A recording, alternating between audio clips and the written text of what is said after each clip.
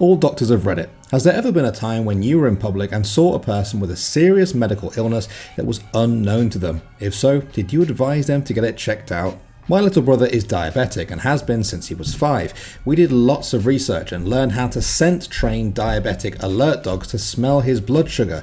Diabetics smell fruity when high even to people, but dogs can smell highs and lows. His service dog would often alert on strangers at restaurants and such. Usually it's too crowded to tell who she is alerting on, but we have told a few people on occasion. Wow, your dog is really friendly. So, not to alarm you, but a few years before my mom was diagnosed with Parkinson's, I was videotaping her recalling a story and I got frustrated with how long it took her to tell the story. Felt like an asshole for not being more patient with her, actually thought she was drawing it out to get attention. Later we saw that it was part of a set of symptoms including an uneven gait, a hand that hovers around the belly button involuntarily. A decade or so later, I was in a college lecture and the prof, who I really respected, seemed like he was taking forever to make the most mundane points. I was frustrated by his pace and again felt pretty about it. The next day I saw him walking with that uneven gait and hand hovering, and I told him that he might have Parkinson's. They have both since passed due to complications from Parkinson's. How did he react after you told him about Parkinson's?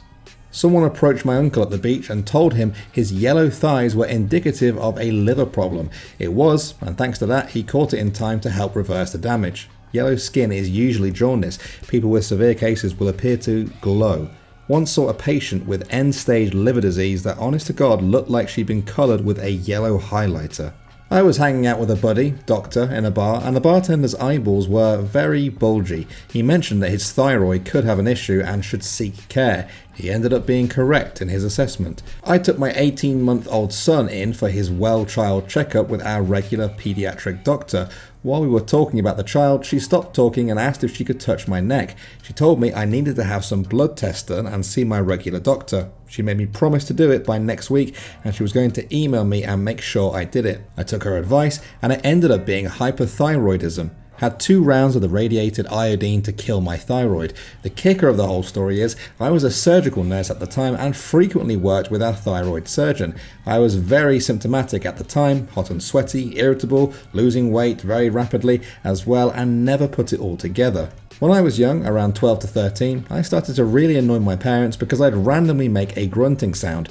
During movies, just chatting, parents thought I was just trying to be annoying, doing it for fun. I had a friend whose parents were doctors, and after having hung out with them for a while, they took my mum aside and said, "Think Savason has Tourette's." It wasn't a life-threatening illness or anything, and luckily my form of Tourette's is very minor. My parents felt so bad for giving me crap about being annoying when they found out. In 5th grade, I told my mom I was having trouble seeing the blackboard. She didn't take me to the eye doctor for like a year. She just thought I wanted glasses like some of the other kids had. Nope, she felt really bad afterwards. 13 years ago, I was home from my grandma's funeral, hanging out with my brothers for a few days afterwards, one of them a nurse, now a CRNA. We were going to bed on my last night here, and I said, "Isn't it weird how my legs do this? My socks were leaving indentations at the top due to edema." He said I needed to get it checked out right away. Got back to the Dominican Republic, turned out I had an autoimmune disorder that was attacking my kidneys. Long story short, got into a trial program at Mayo Clinic which saved my kidneys and my life. One of my cousins is a cardiologist. He met my buddy for 5 minutes while I was getting a driver and vehicle for them.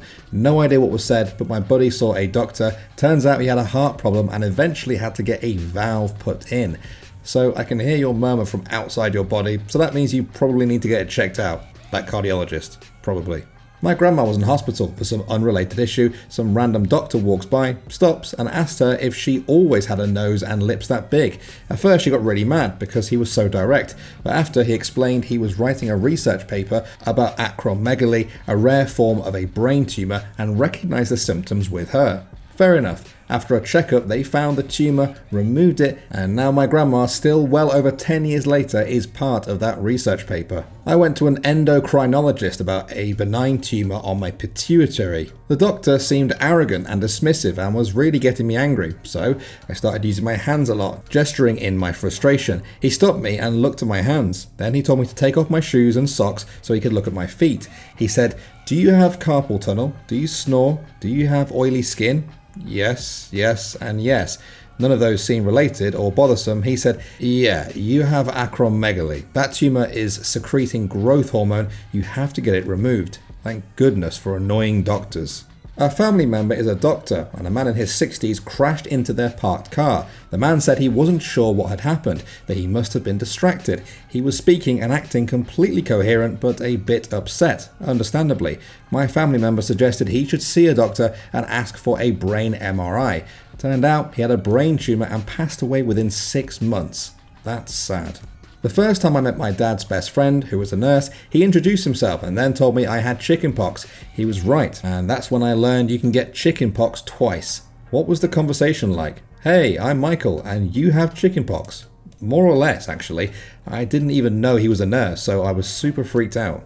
Not a doctor, but I witnessed such a thing. We were camping in a fairly remote spot, one other couple on a large campground, and a young family. We lit a large fire and all shared it. The male of the other group kept looking at the boy, about 8 years old or so. He eventually said that he was a surgeon and had the child had a fall or been hit with anything recently. The mother replied, yes, he had fallen out of a tree earlier in the day, but was just shaken up. The doctor asked if they would mind if he had a closer look, and then said, "You need to get that looked at. I'm sure he's fractured his eye socket." Whoa. I'm on the opposite side of the question. I had someone approach me very discreetly and say that she noticed I had swelling on my neck. She recommended for me to get my thyroid levels checked. I had been going through a mystery health problem and mentioned the encounter to the doctor at my next appointment. He ran the blood and I was off the charts for hyperthyroidism. For the next 5 years, it was a struggle to get my levels anywhere close to normal, and I almost went into storm a few times. I nearly died. If that stranger hadn't approached me, I doubt I would be here. Sad thing is that I was terribly upset at the lady for ages because my life turned upside down from that day. She saved me, and I blamed her. I was young and dumb. Glad you're still here, friend. Thank you. I had a rough mental health night, and that means much more than you know. I was at a restaurant and noticed a Kaiser Fleischer ring in the waiter's eye and mentioned that he may possibly have liver disease. I was really nervous about telling him, as it may have been too forward. He was very appreciative and said he was being treated for it already. I had literally just taken my state and national boards and received my license a week prior, and that exact diagnosis question was on it, even though it has nothing to do with my speciality. Nailed it, doc. My brother is a doctor. At Christmas, my 2 brothers, my brother-in-law, and I were drinking beers in a hot tub. My doc bro pointed to a mole on my brother-in-law's shoulder and said, "You really need to get that thing checked, like this week." Sure enough, it was melanoma. Family doctor told the same thing to my dad. He had hepatitis C that had caused cirrhosis in his liver that turned into cancer. He was given 5 months to live but got a transplant just in time, and this year he's celebrating his 10th year anniversary from that transplant. Hell yeah, bro. That's an uplifting story. This reminds me of a TV show in France where they had recorded heartbeats for the opening credits. One of the guests of the show was a cardiologist. He was listening very carefully to the heartbeats and asked where that sound was from. He was told the sound engineer had recorded his own heart. The cardiologist demanded to check on him ASAP and was able to save his life. Something similar happened on an HGTV show Flip or Flop. A nurse noticed the male host was swallowing weird and wrote in. Turns out he had thyroid cancer. I think it was a noticeable lump at the base of his throat, not swallowing. My mum works with genetic disorders. Once we were on holidays with another family and one of them brought along a school friend. My mum noticed this friend had the symptoms of a certain genetic disorder. I think it was Marfan's, but it was years ago, so I'm not completely sure. Since she didn't know the kid's parent, she ended up explaining everything to the other parents and getting them to pass the information along to the kid's parents so that they could consider genetic testing. I'm a Marfan too. My dad didn't know about it until his 30s when a co-worker told him to maybe get it checked. The weird part is that my grandma knew all along. My grandpa was the first confirmed case in the family and he passed away early, and he had told my grandma. Apparently, even after starting a family with a kid, a person isn't old enough to understand. My dad has a very slow growing, i.e. it will not be the thing to kill him, form of lymphoma. Now he already knew about it and had begun treatment, but a doctor acquaintance noticed the swollen lymph node in passing down a hallway one day and said something like, "I hope this isn't rude or too forward, but I feel responsible for pointing out XYZ in case you weren't already aware." We obviously already knew full well what was up, but my dad really appreciated someone speaking up to bring something potentially very serious to his attention. Little things like that could be a life or death difference. That was like the exact opposite of what happened to me. Multiple doctors looked at a growth on my neck and called it a cyst. I finally forced them to pull it out of me, and lo, lymphoma. I'm not a doctor, but I had to take my boss aside and tell her she should go get her blood sugar tested. She stunk of diabetes and she listened and went. It was out of control, and she thanked me later. Diabetes has a smell?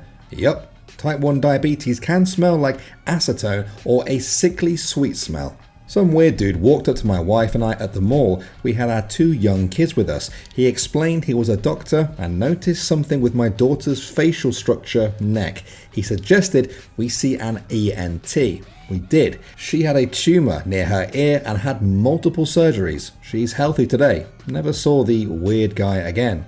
That guy? Danny DeVito. Sat next to a guy at the airport, and when he got up to walk, I noticed some subtle things about his gait.